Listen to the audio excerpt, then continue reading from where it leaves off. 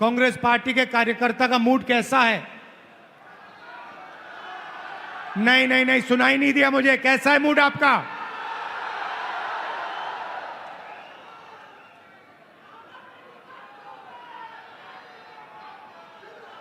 आप लोग जो हमारे जमीनी कार्यकर्ता हैं, जिनके खून में, डीएनए में कांग्रेस पार्टी है, जो हमारे बब्बर शेर हैं,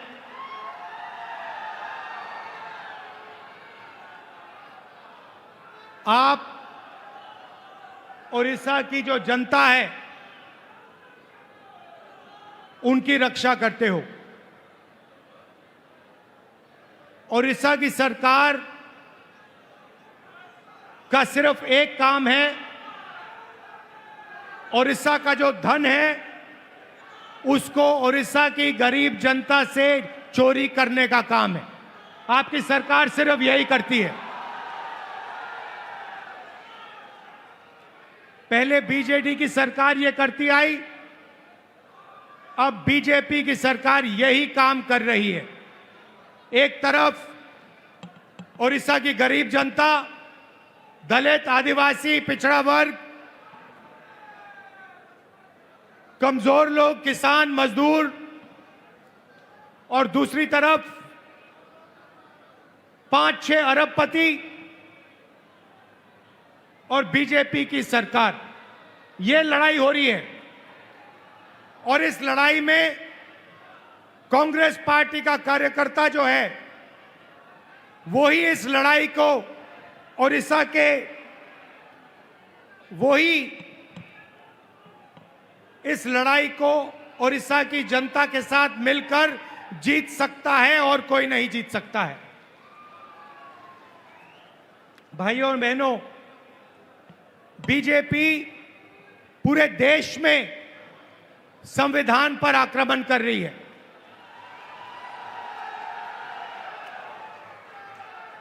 जहां भी हम देखते हैं संविधान पर बीजेपी के लोग आक्रमण कर रहे हैं। कल मैं बिहार में था और बिहार में जैसे महाराष्ट्र में चुनाव चोरी किया गया, वैसे ही बिहार में चुनाव चोरी करने की कोशिश की जा रही है। वैसे ही बिहार में चुनाव चोरी करने की कोशिश की जा रही है और चुनाव चोरी करने के लिए इलेक्शन कमीशन ने नई साजिश शुरू की है। इलेक्शन कमीशन बीजेपी का अंग का काम कर रहा है, अपना काम नहीं कर रहा है। महाराष्ट्र में लोकसभा और विधानसभा के बीच में 1 करोड़ नए वोटर आ गए। आज तक किसी को नहीं मालूम ये वोटर कौन थे और कहां से आए। हमने इलेक्शन कमीशन से एक बार नहीं, अनेक बार कहा है, आप हमें वोटर लिस्ट दीजिए, आप हमें वीडियोग्राफी दीजिए। इलेक्शन कमीशन नहीं देता है और जो चोरी महाराष्ट्र में हुई वही चोरी फिर से ये लोग बिहार में करने जा रहे हैं। कल मैं बिहार गया, इंडिया गठबंधन के नेताओं के साथ हमने कहा कि बिहार में हम इलेक्शन कमीशन को बिहार का चुनाव चोरी नहीं करने देंगे, बीजेपी को चुनाव नहीं चोरी करने देंगे। भाइयों और बहनों, उड़ीसा इनका मॉडल है। यहां पे 5-6 बड़ी कंपनियों को ये आपका पूरा का पूरा धन दे रहे हैं। अभी मैं डेलीगेशन से मिला, किसान के डेलीगेशन से मिला, महिलाओं से मिला और उनकी आवाज सुनी, उनका दुख सुना, उनका दर्द सुना। भाइयों और बहनों, जल, जंगल और जमीन आदिवासियों की है। मैं फिर से दोहराना चाहता हूं, जल, जंगल और जमीन आदिवासियों की है और आदिवासियों की रहेगी।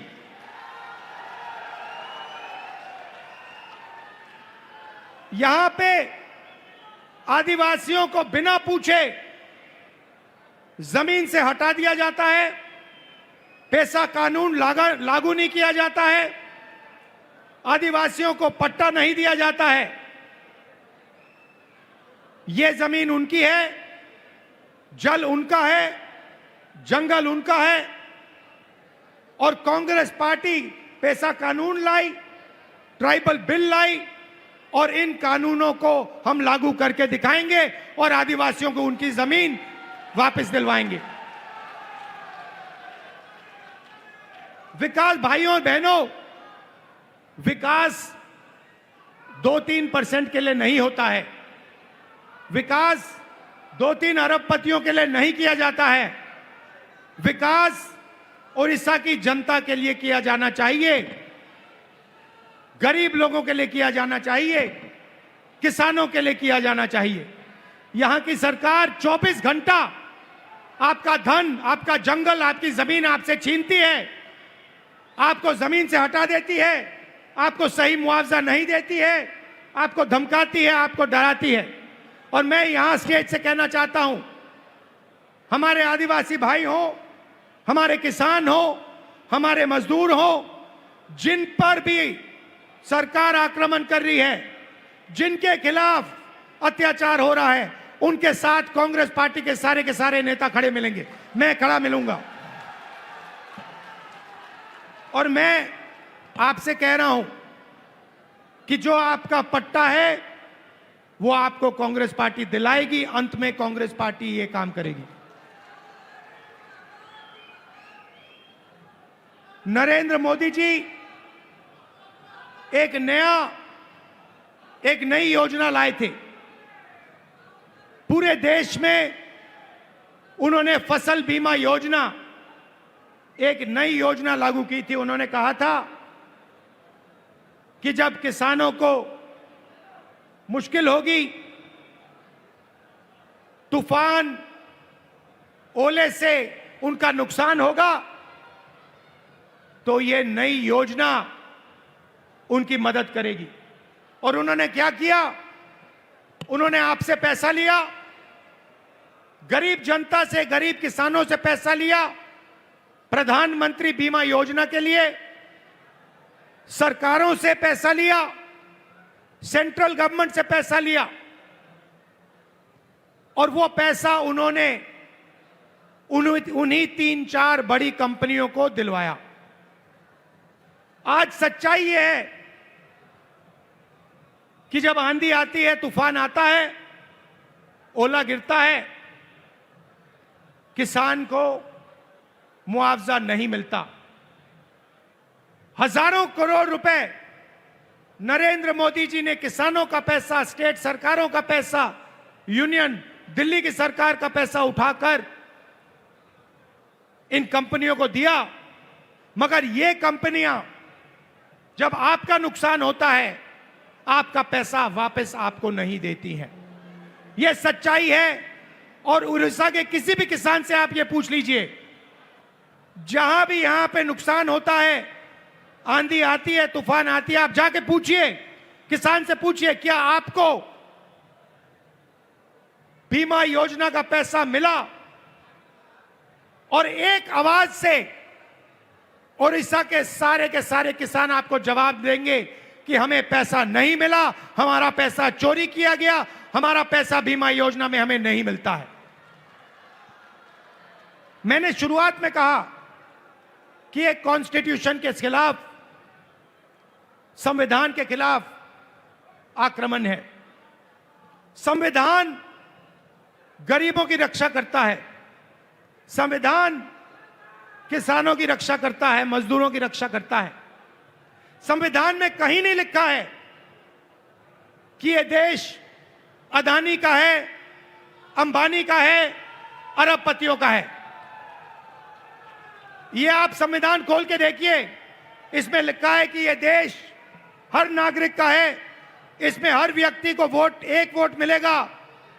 जमीन इस देश की है, गरीब जनता की है, किसानों की है, किसी एक अरबपति की नहीं है।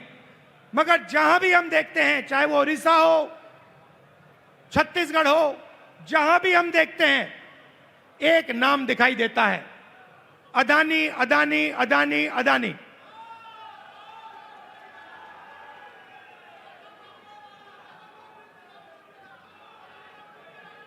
मतलब अदानी जी उड़ीसा की सरकार चलाते हैं, अदानी नरेंद्र मोदी को चलाता है। और जब उड़ीसा में जगन्नाथ यात्रा निकलती है, आप सोचिए रथ निकलता है, जगन्नाथ यात्रा का रथ निकलता है, लाखों लोग उसको देखते हैं, उसके पीछे चलते हैं, और फिर एक ड्रामा होता है, रथ को अदानी जी और उनके परिवार के लिए रोका जाता है। इससे आपको उड़ीसा की सरकार के बारे में सब कुछ समझ आ जाएगा। यह उड़ीसा की सरकार नहीं है, यह आपकी सरकार नहीं है, यह अदानी जैसे 5-6 अरबपतियों की सरकार है। और इसका लक्ष्य आपकी जमीन, आपका जंगल, आपके भविष्य को चोरी करने का है। मैं आपसे पूछना चाहता हूं, आपकी सरकार ने उड़ीसा के युवाओं के लिए कितना रोजगार पैदा किया है? ये जो बड़ी बड़ी इंडस्ट्रीज आती हैं, बड़ी बड़ी जो कंपनियां आती हैं, आपकी जमीन ले जाती हैं, आपका धन ले जाती हैं, आपकी जो नेचुरल वेल्थ ले जाती है। मैं आपसे पूछना चाहता हूं, ये आपके कितने लोगों को रोजगार देती है? आप मुझे बताओ। आपका रोजगार खत्म करती हैं, छोटे बिजनेसेस को, छोटी कंपनियों को, स्मॉल मीडियम बिजनेसेस को खत्म करती हैं, और फिर आपकी जमीन, आपका धन, आपका जंगल, आपका जल उठा के ले जाती है। और एक नई बात शुरू हुई है, उड़ीसा में 40,000 से ज्यादा महिलाएं गायब हो गई हैं। आज तक नहीं मालूम कि ये महिलाएं कहां गईं। महिलाओं के खिलाफ हर रोज यहां अत्याचार होता है, रेप होता है, बलात्कार होता है। हर रोज उड़ीसा में 15 महिलाओं का बलात्कार होता है, और आपकी सरकार को कुछ लेना देना नहीं। आपकी सरकार सिर्फ 24 घंटे आपका खून चूसती है, आपकी जमीन छीनती है। ना उनको महिलाओं से कुछ लेना देना, ना उनको रोजगार दिलवाना है, ना उनको युवाओं से कुछ लेना देना है। इसीलिए हम यहां आए हैं, और मैं आपको मैसेज देना चाहता हूं कि चाहे मैं हूं, या कांग्रेस प्रेसिडेंट हो, या कांग्रेस पार्टी के कोई भी नेता हो, हम यहां आपके साथ खड़े हैं। जब भी आपको मुझे बुलाना हो, जहां भी आपको मुझे ले जाना हो, मैं इस सरकार के खिलाफ लड़ना चाहता हूं, और इस सरकार को यहां से हटाना चाहता हूं। एक बात मैंने भक्तचरण दास जी को कही, तेलंगाना में हमने जाति जनगणना करवाया है। तेलंगाना में जाति जनगणना ने कमाल कर दिया है, क्योंकि जाति जनगणना ने तेलंगाना के हर नागरिक को समझा दिया है कि तेलंगाना में कितने लोग कौन से वर्ग के हैं, ओबीसी कितने हैं, अति पिछड़े वर्ग के कितने लोग हैं, दलित कितने हैं, आदिवासी कितने हैं, गरीब जनरल कास्ट के कितने लोग हैं। एक प्रकार से तेलंगाना सरकार ने तेलंगाना का एक्सरे किया है, और तेलंगाना की सरकार को अब मालूम है कि कितना धन किसके हाथ में है, कौन किसके पास क्या है, कितनी आबादी किसकी है। और मैं ये ओडिशा की जनता से भी कहना चाहता हूं, देखिए यहां पर हमें पता लगाना है दलित कितने हैं, आदिवासी कितने हैं, पिछड़े वर्ग के लोग कितने हैं, गरीब जनरल कास्ट के लोग कितने हैं, क्योंकि हम चाहते हैं कि सरकार में, इकोनॉमी में, विकास में सबको भागीदारी मिले। आज ओडिशा के पिछड़े लोगों को, दलितों को, आदिवासियों को ना सरकार में जगह मिलती है, ना कॉर्पोरेट में जगह मिलती है, ना ब्यूरोक्रेसी में जगह मिलती है। ये जो 5-6 कंपनियां आप पर राज कर रही है, मैं आपसे पूछना चाहता हूं, इनके मालिकों में कितने पिछड़े वर्ग के लोग हैं, इनकी मैनेजमेंट में कितने पिछड़े लोग के वर्ग हैं, कितने दलित हैं, कितने आदिवासी हैं, कितने गरीब जनरल कास्ट के लोग हैं? आपको एक नहीं मिलेगा। इसीलिए मैंने भक्तचरण दास जी से, लालू जी से कहा है कि पूरा दम लगा के आप ओडिशा की जनता को समझाइए कि सबसे पहला काम जाति जनगणना है, और अगर हमें ओडिशा में बदलाव लाना है तो जाति जनगणना हमारा औजार है, क्योंकि जाति जनगणना से दलितों को, पिछड़ों को, आदिवासियों को, गरीब जनरल कास्ट के लोगों को अपनी सच्ची शक्ति समझ आएगी। और जिस दिन इनको अपनी सच्ची शक्ति समझ आ गई, उस दिन ये सरकार को गिरा के फेंक देंगे। भाइयों और बहनों, आखिरी बात मैं कहना चाहता हूं, बीजेपी की सरकार ने ड्राइवर्स एसोसिएशन और यूनियन से पर पूरा दबाव डाला कि वो इस मीटिंग का समर्थन नहीं किए। उन्होंने पूरा दबाव डाला, धमकाया और डराया ड्राइवर यूनियन को, एसोसिएशन को, कि यहां पे इस मीटिंग में कांग्रेस पार्टी का समर्थन न कीजिए और इस मीटिंग को डिसरप्ट करने में मदद कीजिए। और मैं यूनियन को और एसोसिएशन को धन्यवाद करना चाहता हूं कि आपने इस मीटिंग का समर्थन किया। और मैं इस स्टेज से कहना चाहता हूं कि सरकार को ड्राइवर एसोसिएशन और यूनियन की आवाज सुननी चाहिए और जो उनकी जेन्युइन डिमांड है उन्हें पूरा करना चाहिए। एक बार फिर मैं आप सबका दिल से धन्यवाद करना चाहता हूं। आप यहां आए, इतनी गर्मी में आए और आपने इतने प्यार से मेरी बात सुनी।